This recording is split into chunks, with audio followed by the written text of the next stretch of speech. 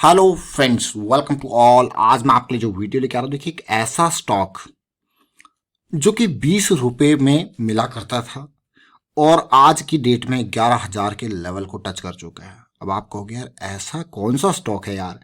अब आप 20 रुपए से लेके 11,000 का, फिर मैं आपको टाइम बताऊंगा। परसेंटेज कैलकुलेट कीजिए कितना गुना, परसेंटेज तो छोड़िए, कितना गुना रिटर्न हो गया होगा। अब सोचिए सीधे सीधे, भाई 20 रुपए का शेयर 11,000 पहुंच गया, तो आप सोचिए भाई कितना, ये तो भाई हमारे 1 रुपए को कितना रुपया इसने कर दिया। अब आप खुद लगा लीजिए हिसाब। मैं कहूंगा, आप कहोगे भाई इसने तो करोड़पति बना दिया सीधे सीधे। जब आप डिवाइड करोगे तो आपका कैलकुलेशन निकल के आएगा भाई 550 गुना रिटर्न ये दे चुका है। मतलब अगर आपने मात्र 1,000 रुपए लगाए होते तो इसने उस 1,000 रुपए को 5.5 लाख कर दिया होता। कितना बड़ा रिटर्न है। अब आप कहोगे यार ये कैसे, ऐसे स्टॉक्स कैसे पता लगते हैं। अब आपको यकीन नहीं है तो जरा देखिए स्टॉक को। और ये स्टॉक कोई और नहीं, ये है भारत रसायन लिमिटेड। भारत रसायन लिमिटेड 11,700 के प्राइस को अभी इसने रिसेंटली टच किया। लेकिन इतने प्राइस के बावजूद अगर आप देखोगे इसका पी रेशियो 28 का है। यानी कि ये स्टॉक अभी भी आपको लग रहा होगा भाई अंडर वैल्यूड स्टॉक है। सोचिए जरा, मार्केट कैपिटलाइजेशन 4,000 करोड़ का है और ये स्टॉक जो है वो भारत रसायन एक टॉप का एग्रीकल्चर सेक्टर का स्टॉक है। पीजी रेशियो देखिए, कंपनी का डेट देखिए, कंपनी का प्रॉफिट देखिए 43%, सेल्स ग्रोथ देखिए 25%।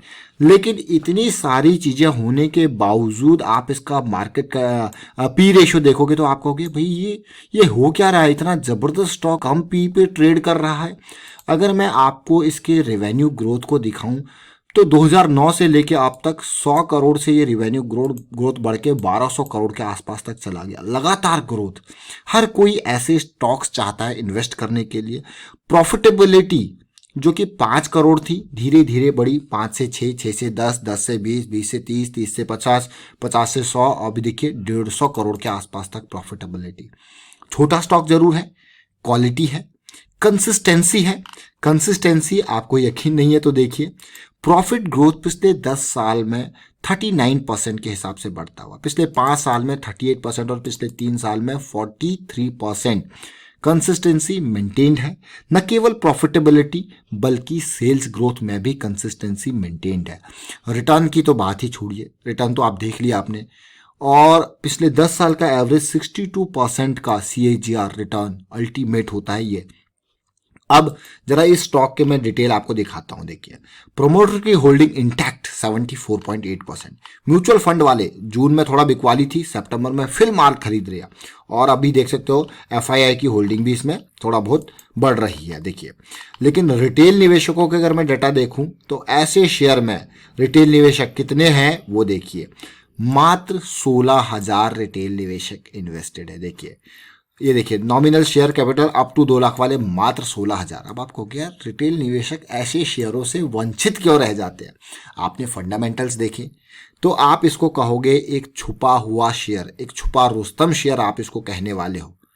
क्यों कहने वाले हो वो तो आपको पता ही है, छुपा रुस्तम क्यों कहने वाले हो, क्योंकि मात्र 16,000 रिटेल निवेशक जानते हैं स्टॉक को, लेकिन उन 16,000 लोगों ने भी यहाँ पे 10% की हिस्सेदारी खरीद के रखी हुई है। मतलब बहुत कम शेयर्स हैं और मार्केट में इसकी वैल्यू है। अगर मैं देखूँ यहाँ पे म्यूचुअल फंड के पास भी थोड़ा बहुत शेयर्स है, फॉरेन पोर्टफोलियो निवेशकों के पास भी थोड़ा बहुत शेयर है, मेजरली प्रमोटर ने कंट्रोल कर रखा है। अब इस शेयर को मैं आज आपके लिए क्यों लेके आया हूँ, अब देखिए ये इसका चार्ट है। 2003-4 के आसपास, यानी कि 15 साल पहले ये मात्र 20 रुपए के आसपास का यहाँ पे था। 15 साल में ये स्टॉक 20 रुपए से 11,000 के लेवल तक चला गया। ये पूरा चार्ट आपने देखा। इस चार्ट में जब आप देखोगे बहुत सारे अप डाउन आए। ये मंथली चार्ट है। इस मंथली चार्ट में जो मैं आपको सिखाना चाहता हूं, जो आपको बिल्कुल पॉइंट नोट करने के लिए, आप करेक्शंस को देखिए, उन करेक्शंस के रेजोल्यूशन को देखिए, बहुत मौके आपको मिले। ये देखिए इस करेक्शन को देखिए, ऐसे करेक्शंस आती हैं, लेकिन हमको क्या चाहिए होता है, उन करेक्शंस की resolution. Correction resolution is the most important thing in stock market. जैसे आपने देख लिया भैया करेक्शन रिजॉल्व हो रहा है, तो आपको क्या मिलता है, स्टॉप लॉस। स्टॉप लॉस मिलता है तो आपका को क्या मिलता है, आपका रिस्क मैनेजमेंट। और इससे पहले भी अगर 2018 में कहूँ तो इसमें गिरावट जरूर आई थी, लेकिन जैसे ही वह करेक्शन रिजोल्यूशन हुआ इसने अपनी रैली स्टार्ट कर दी। अभी मार्च के टाइम में गिरावट जरूर आई थी, लेकिन जो करेक्शन रिजॉल्व हुआ इस स्टॉक को हमने इन लेवल्स पे जरूर पकड़ा था। क्यों पकड़ा था, क्योंकि हमको करेक्शन रेजोल्यूशन का बेहतरीन चीज मिली थी, बड़ी कैंडल छोटी कैंडल का कॉन्सेप्ट। लेकिन फिर से पिछले 3-4 महीनों से करेक्शन में था, जो कि अब रिजॉल्व होता हुआ नजर आ रहा है। तो क्या फिर से बड़ी रैली देखने को मिलेगी? तो मैं आपको लेके चलता हूं वीकली चार्ट पे। वीकली चार्ट जो इंपॉर्टेंट लर्निंग का पार्ट है उसको देखिए। ये देखिए यहां पे जब मार्च में गिरावट आई थी तो ऐसी जबरदस्त गिरावट, लेकिन इतनी बड़ी इतनी भयंकर गिरावट नहीं थी जो प्राइस को आपका यहाँ पे मूविंग एवरेजेस को बियरिश क्रॉस में कन्वर्ट कर दे। 40 का सपोर्ट आरएसआई पे लिया और आप देख सकते हो यहाँ पे, और ये वीकली स्विंग स्टार्ट हो गई। जैसे ये पिछले वीक के हाई को पार करता है वीकली स्विंग स्टार्ट हो गई। लेकिन सबसे सेफ इन्वेस्टमेंट, जैसा मैंने आपको कहा, मंथली पे बड़ी कैंडल के बाद जो छोटी कैंडल बनी, यानी कि ये रेंज, इस रेंज के आसपास हमने इसके बारे में वीडियो भी क्रिएट किए थे, क्योंकि जब भी हम मंथली कैंडल, बड़ी कैंडल, छोटी कैंडल का कॉन्सेप्ट मिलता है तो हम आपके लिए वीडियो क्रिएट जरूर वहां पे करते हैं। और आप देखिए उसके बाद, क्योंकि हमारे पास स्टॉप लॉस मिल चुका था, उसके बाद हमारी रैली 7000 के लेवल से 11500 के लेवल पे, मतलब 3-4 हज़ार रुपये पर शेयर की कमाई यहाँ पे हुई। लेकिन उसके बाद जैसे ही पता है आपको भाई शेयर मूविंग एवरेजेस से काफ़ी दूर निकल जाएगा, तो फिर हमको क्या चाहिए, हमको क्या चाहिए, करेक्शन चाहिए। और एक करेक्शन आपके सामने आई और अब दिख रहा है करेक्शन के रेजोल्यूशन का टाइम। इस पूरी करेक्शन में आप देखिए पिछले लास्ट टू लास्ट वीक का वॉल्यूम बहुत बढ़िया था, और उसके बाद इस वीक में बनी है छोटी कैंडल। तो बड़ी कैंडल छोटी कैंडल फिर से हमारे पास, और वो भी करेक्शन रेजोल्यूशन के टाइम पे, काफ़ी इंपॉर्टेंट, काफ़ी अच्छा। तो ये मौका, अपॉर्चुनिटी, स्टॉप लॉस रेडी है। कितना स्टॉप लॉस, अगर मैं यहाँ पे इस करेक्शन रेजोल्यूशन पे एंटर करना चाहूँगा तो मेरे पास स्टॉप लॉस है 8400 8500 के लेवल पे। आरएसआई डाउन जरूर गया था, वापस 60 के ऊपर आ चुका है। तो अगला वीक काफी इंपॉर्टेंट रहने वाला है, नेक्स्ट वीक या नेक्स्ट टू नेक्स्ट वीक। लेकिन अब एक टाइम फ्रेम छोटे पे चलते हैं, यानी कि डेली पे। तो जब ये करेक्शन आई, ये करेक्शन कब से चली है, अगस्त से लेके अब तक की ये करेक्शन है। यानी कि बहुत सारे स्टॉक्स यहाँ पे भागे। ये स्टार्टिंग में भागे, यानी कि स्टार्टिंग में अप्रैल मई जून जुलाई के टाइम पे भागे। उसके बाद इनमें करेक्शन आई, फिर उसके बाद जैसे बैंक के शेयर पिछले 1-2 महीने में बैंक फाइनेंस के शेयर भागे। अब जब वो है वहाँ पे करेक्शन आएगी तो इनकी बारी रहेगी। इनकी बारी रहेगी तो आप देख सकते हो ये बियरिश क्रॉस में कन्वर्ट हुआ था, वापस बुलिश क्रॉस में चला गया। ये वॉल्यूम बना था बड़ा वाला, उसके बाद क्या मिली, सेलिंग। सेलिंग के साथ साथ मैं आपको ये कहूँगा कि भाई बुलिश क्रॉस बनने के बाद हमारी रिक्वायरमेंट होती है करेक्शन की, और वो करेक्शन हमें दिखा।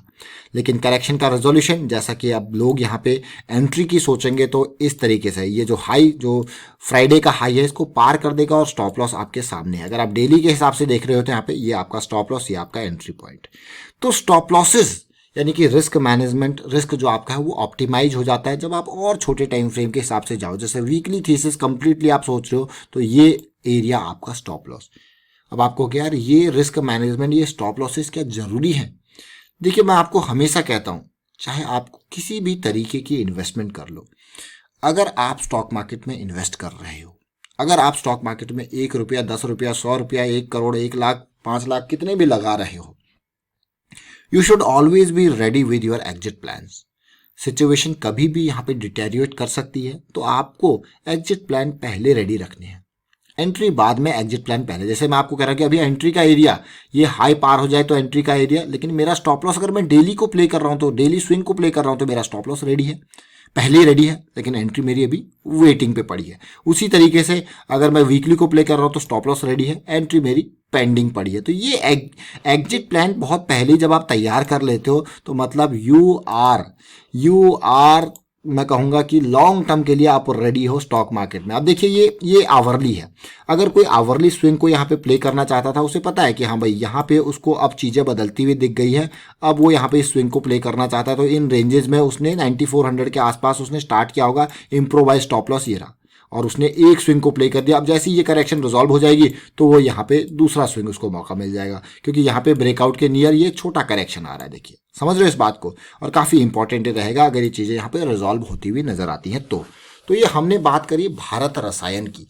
भारत रसायन का शेयर की हमने बात करी। फिलहाल मैं वाइंड अप करता हूँ इस वीडियो को। उम्मीद करता हूँ आपको समझ में जरूर आया होगा और फॉलो अप वीडियोज इसकी क्रिएट करते रहेंगे आने वाले टाइम पे जैसे मूवमेंट बनेगा। और वीडियो अगर आपको अच्छा लगा तो शेयर जरूर कीजिए, लाइक कीजिए। टेक्निकल एनालिसिस अगर आपको सीखनी है तो आप वीडियो को टेक्निकल एनालिसिस पार्ट को कभी मिस मत कीजिए। और अगर स्ट्रक्चर्ड वे में और स्ट्रक्चर्ड वे में सीखनी है तो फिर आप मेंबरशिप भी ज्वाइन कर सकते हो, ज्वाइन बटन पर क्लिक करके। Thank you for watching the video.